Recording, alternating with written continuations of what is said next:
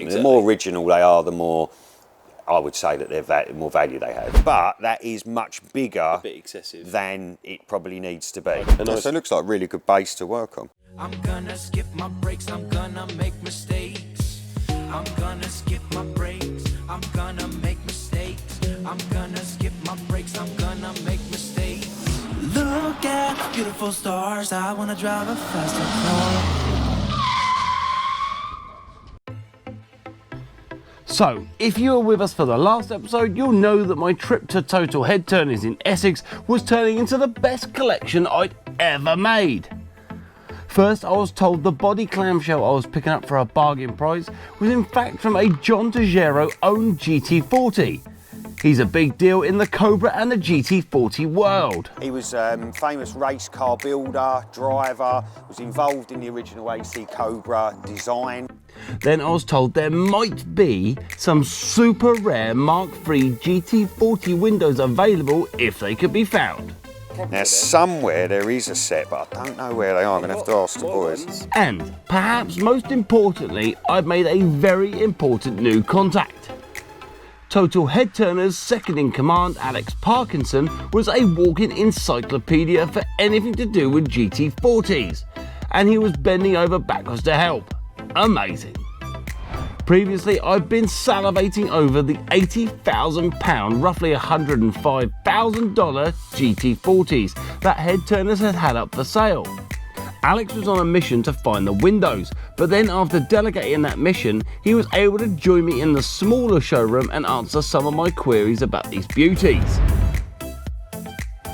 So straight away I noticed the number plates on these two, so it's obviously a 2011, that's an early one, correct? No, it's actually, that's a newer car, I think that's a 2018. Yep. But again, you can buy a 1966 registration, so if you bought this, we could put, for about 300 quid, a 66 plate on it. Very cool, yeah. So a couple of things I'm noticing straight away. So the top of the door frame on this one has got this like sort of groove for the door to slide in. I understand on the original cars, yep, they had a problem that when you get to about 100 and something mile an hour, the doors were quite common that the doors would lift and open. Yep. Because under the speed. So later they fitted these to stop the door from lifting up. Ah, okay, so got you. You'll see these on some cars, not on others, in some pictures, not on others, and it's because they weren't something that was fitted from new, they were added on to aid the doors from opening under speed. Right. Yeah. Cool. And what's the main differences between these two cars? So I see they've both got centre knockoff. This has got centre knockoffs. These are dummies, are they? That's correct, yeah. Perfect. So again, they're two different makes. This is a Tornado. Yep. And this one is made by a company called MDA. And MDA were sort of a continuation of GTD. Then MDA made some cars under their sort of company and parts, and then I think they became GT, forget the name of them now, GT Racing or something, but I don't think they produce cars anymore. But both the same spec, full 302, tuned engines, UM1 gearbox, right-hand gear change. This one's got an integral roll cage built into it, which is an option you can have on them. Yeah, you can open it up and have a little look. Wow, okay. So this is the first time that I've actually got to look inside a GT40 that isn't mine. And I'm noticing a couple of things which are slightly different. So this steering wheel is perfectly central to the seat, I've noticed. On a lot of the cars I've seen, the steering wheel is off to the seat shape, if that makes sense. So where the seat is, you'd expect the steering wheel to be straight in front of you. What I've noticed on some of the early cars is the steering wheel is slightly over to one side. Probably to do with the way, if you imagine the actual steering column and the pedals are more over this way. Yeah. It's hard to talk of without having a KVA next to it, but you know, there's another one there. They are sometimes in slightly different positions because you can mount them and adjust them. Yeah, that's a lot nicer having it in, you know. And the pedals will still be offset because you've got the wheel here, so you sort of have to have the pedals over slightly. Same on an original. And this dash is flocked, which is quite nice, isn't it? Yeah, if you imagine the dashboards on the originals, I think were covered in, you know, probably Like black or leather black or leather. vinyl. Often the race cars just painted. The issue you have is the sun hitting them, And shine. hitting the windscreen, and you can't see where you're going. So most of them on the replicas you will see are flocked, or on cars that have been modified will be painted or something to stop the reflection. Yeah. I mean, this as well on the SXY car, people think it was just the livery, but this was also to aid The sun. reflection. Yeah. As you're racing into the night, you ended up blinded in some of the corners. Feel how that shuts, is that all right? Yeah, look. Need to slam them a little bit. Alex wasn't fazed by all my questions. It wasn't long before I asked for his input on my GT40.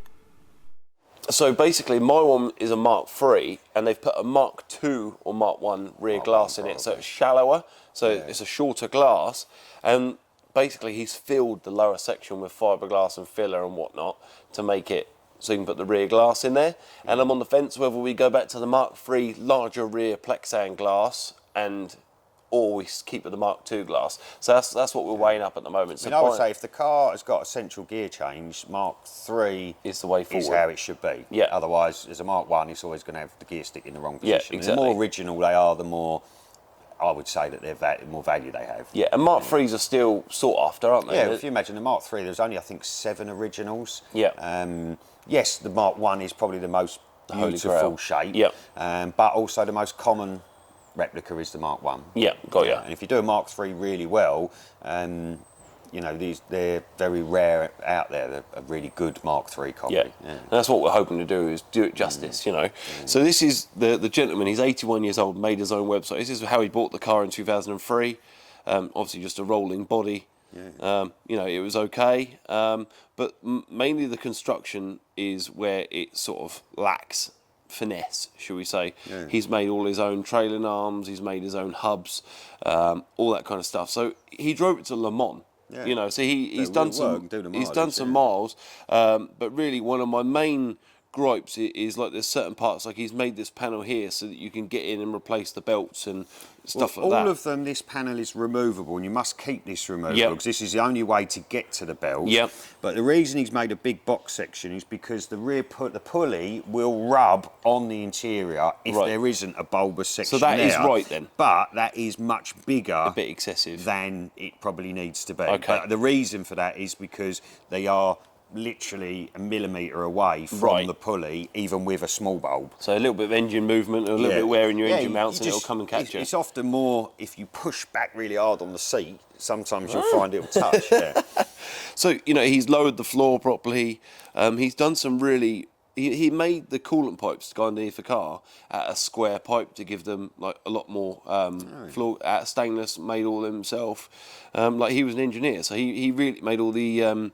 It's got air conditioning all put through it. All the bits have been done nicely. And as a car builder myself, even noticing really nicely straight brake pipes and stuff like that, it's quite a nice. So it looks like a really good base to work on. That's it. So we've got a really, really good base to start with, but it's mainly the front. See, he made the tanks himself, like TIG welded the alley tanks, made them himself. The dash, he's made all himself, completely wrapped it in vinyl, but he's used a Hillman Avenger steering column. So we're going to bin that off and go back to a straight rod. But obviously for the IV8, we will need a collapsible boss, I take it, that kind of stuff. I think so, yeah. But, I mean, a lot of the stuff he's done, like he's made the dash, he says there's 2 screws that basically hold it and a louver panel, and it unplugs for 3 plugs and you can take the whole dash out. Yeah, so he's done it properly, proper facet pumps. But, you know, when you start looking to the detail, he said I couldn't afford $2,000 for an exhaust, so he TIG welded out of stainless. Which is an amazing skill to make exhaust from flat bits of metal. And when you look at the actual picture, he's done a fantastic job. And it's a proper crossover system as well. So he said a lot of the Mark III actually didn't have a crossover. It had... The pipes came around 2 single pipes, and then the exhausts, and then I think they dipped down. But it does look different, but it works better as a Mark I exhaust. And there's no substitute for that sound either, is there? You know, so he's done a lovely job. But these are all wrapped in heat wrap at the moment, so we're going to take all the heat wrap off and have them polished, or even have them like ceramic coated. But I'm loving the white. But I think because they're out of stainless, I think it would be a shame to go white. They look good in stainless. but he's made all the drop-down pipes, all the heat shield himself. Like, when you start looking at the attention to detail, he's done a very, very good job. But there are just parts that are not right. Like, it's got Granada front suspension, and the rear trailing arm setup's a bit of a mess. So what I'm going to do is speak to the guys at Tornado, and they said they can make me basically a rear section. I'm sure it's been done, and I'm sure I've seen some KVAs with all proper trailing arms and front suspension and so on. Because a lot of the KVAs I've seen online, which is crazy, there's one on there at the moment for £70,000, and he won't show you a picture under the bonnet. And it looks awful because it's got probably a Mark II Granada, Mark V Granada front suspension. They all did, to be honest. Yeah, I think what was his name? Kevin Atwell, was it? Okay. He worked for Ford, I believe, and made the GT40 Mark I whilst I think he was still working for Ford. So he used all Ford parts. So the hence Granada at the time was the top Ford car. Yeah. So they're actually not that bad suspension. It's just in today's world, people want the more authentic, and you can play with it quite quickly, you know. Yeah, where it's all rose jointed and adjustable and anti-roll bars and stuff. Whereas the way it sits on the KVA with springs and stuff looks more Ford, and more agricultural, you know. Well, is it true the story I've heard about the body mould? So I got told that the gentleman that built the KVA worked at Ford. There was a car in the showroom that needed some repairs, and he said, "Look, can I take a mould of the body?" And took a mould. I don't know how true that is. I've been told that also, but I've seen some KVAs where the body shape isn't correct. So I don't know if there's a bit of license to the story or not, but it's possible and probably true. It just doesn't mean the one you've got is right. Yeah. From your opinion, quickly looking at these photos, and obviously I'm not expecting you to go, that's exactly right, because there will be critics out there that will say I'm a wombat. But just at a quick glance, this is it in Le Mans. I mean, she's pretty... Yeah, I mean, it don't look far off to me. So it's a Mark III front, and in the back looks pretty Mark III. Yeah, it's hard to tell in a photo, but it don't look a million miles off. It looks like the windscreen angle looks slightly wrong, but I don't know. That's because he's put the Mark I glass in a Mark III clam. Yeah. So what I've got cracks all in the fiberglass all around here, whereas extended it 3 inches. So the gap that you have got in your glass is nice and small. Yeah. My gap's about this big between the rear of the glass and the vent, which is not pretty. So that's why I've bought your rear clam, so that I can basically modify mine or even repair yours and bring yours back to life and make it a right Mark III, you know? No. Mark is the head man at Total Headturners, but he doesn't want to be on camera. So as the investigation into the missing windows went into overdrive, taking Alex away again, I went with Mark 30 seconds drive down the road to Kartech. Kartech are a family firm that have been working with head turners for decades, led by a very friendly guy named Paul King. Paul and his band of merry painters were very proud to show off a yellow GT40 replica that they were rubbing down, ready for a much better colour change. And head turners, being the Cobra specialists they are, already have one that had been seen to. So Nardo Grey, or is that the... Yeah, Nardo Grey, yeah. So we've got another new oven coming, so we'll have 2 ovens, got 10, 11 staff. As I say, so we do restoration work, we do body kits, we do blackout, we do insurance work. Yeah, we do everything. See, this is a gun finish as well. We've not even polished this yet. It's come straight out the gun like that. That's cool, isn't it? Yeah, this is another one of Mark's. Yeah. He keeps you busy then. Yeah, he's a good lad. We've been doing your work now, Mark, for about 20 odd years now, haven't I? You don't look old enough to be doing his work for 20 years. Yeah, I'm 40. I've got 3 kids now as well. 19-year-old dog, 16-year-old boy and a 5-year-old boy. Wow. I'm 34. I've got 2 kids. It looks nice, doesn't it? I'm a sucker for Nardo Grey. It's one of my favourites. It looks nice, doesn't I love that colour. It just, like, because it was an old Beetle colour as well in the 80s that was a grey colour, flat and really, really nice. And Dove Grey Ford was nice as well. It looks like primer, really. Yeah, it looks like primer. That's why That's what it looks like, though, don't it? What did I say to you when I walked out here? Is that primer or is that Nardo Grey? That's what it looks like. But yeah, so we do a bit of everything, like, I look after a load of fleet work, load of traders and that. The thing is, that's where the money is in the insurance work, but you just got to be sitting on it for 3 months and you've got to chase them every... It's a nightmare, it's not so bad. But... Yeah, from when they come in, you look at them, when they come in, you're like, oh. But then, when you do it once, it's all fitted up and that as well. Yeah. But you think this will have all your wheels blacked out and that, you're going to have black wheels in it on this one. I was impressed with car tech, and I love that Cobra in grey. As you may remember, the rear body clamp didn't fit into my van. I was really worried that I'd have to go all the way back home to get a bigger van or my recovery truck and then return. But luckily this van had a roof rack.